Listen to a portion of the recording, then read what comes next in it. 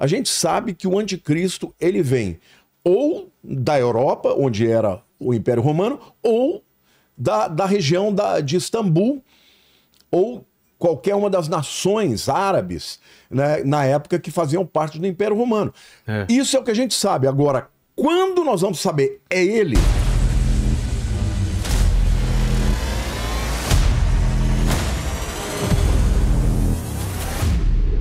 O Davi Rezende. Daniel, você já tem alguma informação sobre o Mahdi, um cara que apareceu dizendo que é descendente de Jesus, Pedro e Maomé? Ninguém sabe nada, mas se fala muito hoje em dia.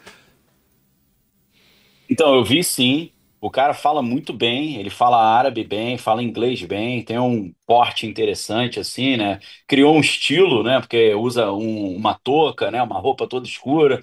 Então, assim, muito persuasivo, tá cada vez mais ganhando seguidores, e eu acho que pode ser mais uma parte dessa confusão do final dos tempos, né? Porque Jesus falava que no final dos tempos iriam falar: olha, Jesus está ali. Ah, não, ele está lá. E ele fala: não vá, porque não sou eu. Quando eu vier, todo olho verá, todo povo, língua, tribo e nação vai ver. Então, eu acho que já faz parte dessa confusão do final dos tempos, e eu acho que não foi por acaso esse cara aparecer na internet com uma produção de alto nível, exatamente na semana, eu não sei se foi um pouco antes, mas ele ganhou notoriedade na semana que o Papa Francisco morreu, a partir do dia 21 de abril. Então, eu Não, acho muito foi um interessante. pouco antes. Só que foi um pouquinho antes, né? Mas aí o negócio ganhou, né, força agora. Inclusive, eu gostaria de pegar novas dicas de filmes e séries aí com o Vilela, que sempre me passa dica. Vilela, não sei se você lembra daquele filme do Homem de Ferro, que é com que tem um cara que faz um papel ali de um líder meio islâmico, meio muçulmano, eu esqueci o nome do ator, cara. É o Ben Kingsley. Ben Kingsley É, o faz Ben Kingsley. um papel. O E Gandhi, que Eu, fez eu não papel sei de se é Gandhi também. eu acho que é Homem de Ferro 3, cara. Eu Quando acho eu que vi é. esse cara, esse Mahdi aí, eu lembrei desse filme do Homem de Ferro do Ben Kingsley, porque nesse filme você vê que aparece um cara meio também muçulmano na É o Mandarim, televisão, né? começa a fazer Mandarim. uma mandarim. Aí você descobre que esse personagem é todo fake, né? Que era um cara É, produzido pela galera, que ele não era, É não era nada verdade, daquilo. é total. É. verdade. Eu senti. Cara, ó, quem quiser, assim, minha especulação aqui, pessoal. A sensação que eu tive quando eu vi esse Mahdi aí, falando que ele é o Cristo, que ele é o Papa, foi aquela mesma sensação que eu É tive uma do cortina de Mandarim do. fumaça. É. Pô, total, esse cara é um ator, esse cara tá desempenhando o papel que foi designado para ele. Eu acho que ele não acredita que nada daquilo que ele tá falando, aquilo ali é uma estratégia de operação psicológica para criar alguma coisa de um caus aí. E Eu aí, acho. eu até. Oi. Não, não, pode, desculpe, eu te interrompi. Não, fica à vontade, pastor. A minha tristeza não tá aí para conversar mais e aprender mais contigo, mas pode Não, falar, estou aqui para aprender. eu que tô aprendendo muito, rapaz. Você levantou cada livro aí que eu vou ler tudo. Vou Mas te que eu mandar essa lista aí. manda assim, o que eu penso que o anticristo ele vai ser um homem moderno, não vai ser uma pessoa como esse cara aí que parece um maluco. Sim. Porque as pessoas hoje, o mundo ele está preparado para receber uma pessoa que seja inteligente, que seja moderado, que seja você entende? Uma pessoa vaidosa, o viés do mundo, do homem bem-sucedido no mundo, não é travestido desse tipo de gente que parece um maluco, entendeu? O anticristo, ele vai ser amado, ele vai ser invocado.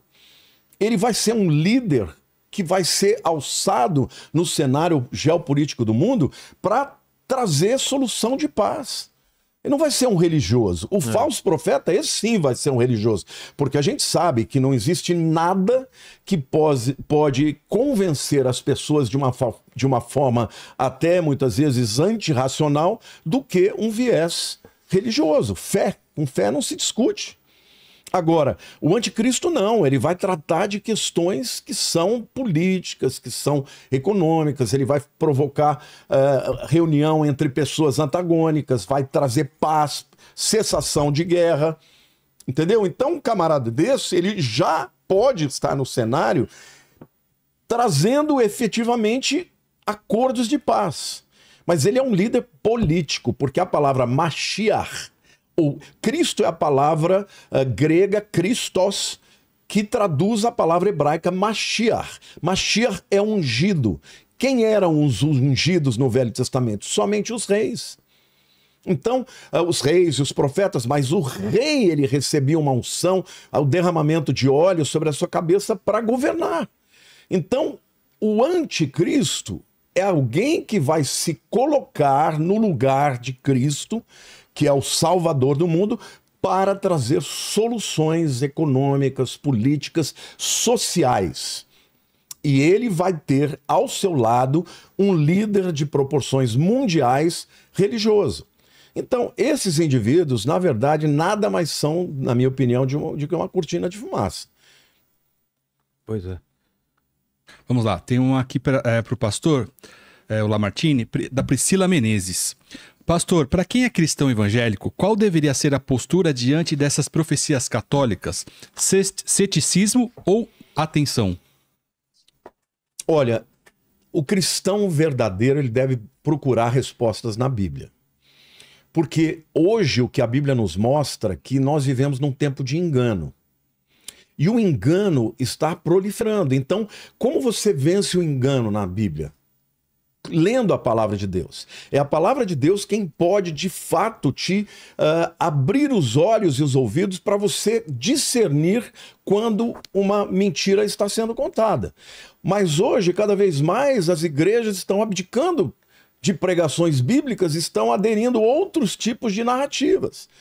Por quê? Porque quando você não conhece a Bíblia, você cai de maneira muito fácil no engano. Então, o cristão, ele não pode ter uma atitude, né, de ficar olhando para qualquer narrativa que vem e dizer agora, é esse, é esse.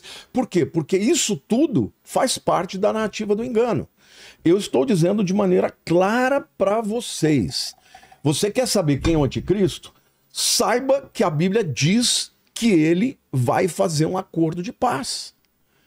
E ele virá do Império Romano, porque quando fala do Império Romano, não quer dizer que ele vai ser um italiano. Não, ele vai ser, porque lá em Daniel capítulo 9, de 24 a 27, diz que o povo de um príncipe que há de vir, que vai destruir o templo, este líder é que vai fazer o acordo de paz. Quem foi o povo que destruiu o templo de Jerusalém no ano 70? Foi Tito. Tito era um general romano, depois ele se torna imperador. Então a gente sabe que o anticristo ele virá do Império Romano reconstruído.